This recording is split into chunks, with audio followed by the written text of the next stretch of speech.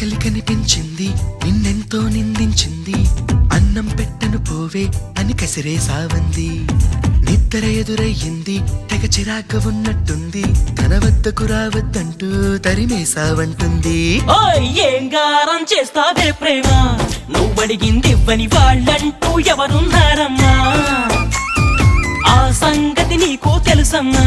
నీ పంతం ముందు ఏనాడు ఏ ఘనుడు నిలిచాడో చెప్పమ్మా తీసుకుపో నీ వెంట ఓ ప్రేమ తీసుకుపో నీ వెంట